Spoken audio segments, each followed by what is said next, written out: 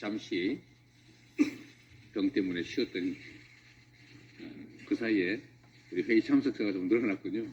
네. 네, 우리 국민 여러분께서 코로나 확산으로 많이 어려우실 텐데 저도 잠시 병원에서 좀 쉬었습니다. 참 인생 경제도 그렇고 세상 사는 게 어려운 것 같습니다. 실질 임금은 줄고 고금리가 계속되면서 소비도 위축되고 있습니다.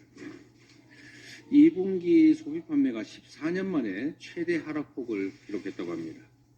추석을 앞둔 국민들의 걱정이 그야말로 한가득입니다.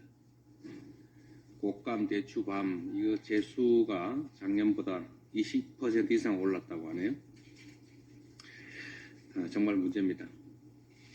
어떤 방법이든지 써서 국민과 공급경제 그리고 민생을 반드시 살려야겠습니다. 우리 민주당이 지역화폐 개정안을 당론 법안으로 추진하겠습니다. 아시다시피 지역화폐는 소비 진작 효과도 있고 적게나마 국민들의 소득 지원 효과도 있고 골목 상권을 활성화하는 효과도 있습니다. 그리고 다시 그게 경제 활성화를 통해서 세수 증가로 이어지는 제 경험으로는 지금까지 만든 여러 정책 중에 가장 효율적인 재정 정책인 동시에 경제 정책으로 판단이 됩니다. 오늘 본회의에서 전세 사기 특별법 같은 민생 법안을 처리하게 됩니다. 그리고 우리 정부 여당이 좀 협조해 주면 좋겠는데 민생 회복을 위한 전 국민 소비 쿠폰 지급 제도 이제까지 설명을 현금을 주는 것처럼 여당이 자꾸 호도를 하던데 전 국민 민생 지원금은 소비 쿠폰을 지급하는 것입니다. 저축도 불가능한 소비 쿠폰으로 소비를 특히 골목 경제를 활성화하자는 것인데 지금이라도 집권 여당이 힘을 보태주시기를 바랍니다. 이 전 국민 소비 쿠폰 지급이 얼마나 경제 활성화에 도움이 되는지는 지난 코로나 때 우리 국민들이 직접 체험하셨습니다. 국민의힘도 먹사님 정치에 동행해 주시기를 부탁드립니다. 먹고 사는 문제뿐만 아니라 지금 건강하게 사는 문제도 심각합니다. 모든 국민들이 걱정하시는 것처럼 대한민국의 의료 시스템이 붕괴 위기입니다. 상반기에 응급실 뺑뺑이 때문에 사망한 분들이 작년보다 훨씬 늘어났다고 합니다. 지금 이 순간에도 응급실에 가지도 못하고 앰뷸런스 안에서 발만 구르는 그 환자와 가족들이 너무 많을 것입니다. 이 정부가 이에 대해서 근본적인 대책을 세우는 게 아니라 경증 환자를 분산하겠다면서 응급실 본인 부담률을 90%까지 인상했습니다. 이게 대책입니까? 차라리 응급실 앞에 경찰 세워두고 검문하는 게 나을지도 모르겠습니다. 응급실 본인 부담금을 올리는 이런 엉터리 대책이 아니라 근본적인 대책을 신속하게 마련해야 합니다. 대화도 하고 소통도 하고 그리고 의사 정원 2,000명 올리겠다. 그 2,000명의 근거가 대체 뭡니까?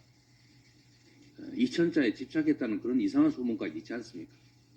그렇게 할 게 아니라 합리적인 계획을 세워서 또 5년 안에 10,000명을 늘리겠다. 이럴 게 아니라 10년간 목표로 좀 분산할 수도 있지 않습니까? 대책은 얼마든지 있을 수 있다 이 말씀드립니다. 의료대란 대책위회에 박주민 위원장을 중심으로 현황을 정확하게 파악하고 대책을 수립해 나가도록 노력하겠습니다. 오랜만에 왔더니 할 말이 좀 많습니다. 이 딥페이크 성착취물 피해가 심각합니다. 이거는 우리 앞에 도래하는 소위 인공지능 시대의 빛과 그림자 중에 아주 어두운 그림자라고 하겠습니다.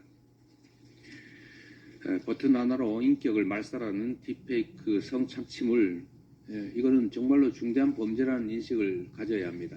그리고 그 피해자 보호를 위한 대책도 신속하게 마련해야 되겠고 재발 방지를 위한 대책도 꼭 필요합니다. 당 차원의 특위를 구성해서 정책 대안을 검토하고 신속하게 입법을 해 나가도록 하겠습니다. 거기에 덧붙여서 정부 여당도 집행권을 가지고 있기 때문에 당장 집행할 수 있는 실효적 대책을 마련해 주기를 부탁드립니다. 이상입니다. 우리 한동훈 대표께서 의대 정원 감축 얘기를 하셨던 것 같죠? 그리고 좀 유의하자. 제가 보기에는 지금 현 상황에서 의료 붕괴 위기를 타개하기 위한 불가피한 대안 중에 하나라고 생각이 됩니다. 정부에서도 이걸 배관시하지 말고 그 문제를 포함해서 의료 붕괴를 막기 위한 근본적인 대책을 좀 심도 있게 고민해 주시기를 부탁드립니다. 네, 회의를 잠시 정리하겠습니다.